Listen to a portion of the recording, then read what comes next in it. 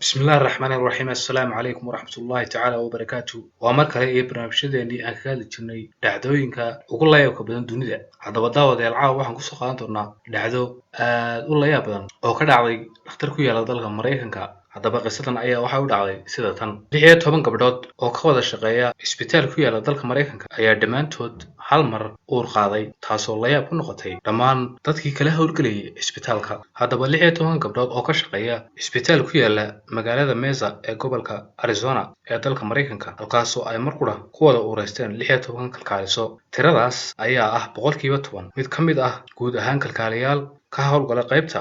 lagula tacaalo gargaarka degdega ah ee ku yaala isbitaalkaasi bukaanada ayaa walaac ka muujiyay arrintaasi sida ay sheegeen qaar ka mid ah kalkaalisooyinku mar ay shir jirayd oo arrintaas ku saabsan ay qabteen ayaa haween kalkaalisooyinkii waxa ay ku kaftameen in malaha biyaha ay wax ku jiraan ama uu jiro qorshe la isla ogyahay oo loogu sii diyaar garoobayo fasax wada jir ah oo loo aado ciidda masiixiga haddaba haweeneyda ugu horreysa ee dumarkaas xaamilada ah ayaa la filayaa in ay umusho bisha September halka tan ugu dambeysana la filayo inay cunugeeda dhasho bisha January Roger Sherman oo ay hal bil oo kaliya uga harsan tahay inay umusho ayaa tiri uma maleynayo inaan is ogeyn inaan dhammaanteen aan uur wada leenahay Julie Ground ayaa iyaduna uga mahad celisay shaqaalaha kale sida ay ugu caawiyaan hawlaha aysan qaban karin haweeneyinkan xaamilooyinka ah sida la tacaalida cudurrada la isqaajiyo oo ay ka mid yihiin qaaxada iyo cudurrada ku dhaca maqaarka ama in daawooyinka qaar la siiyo bukaanada qaba cudurrada kansarka uu ka mid yahay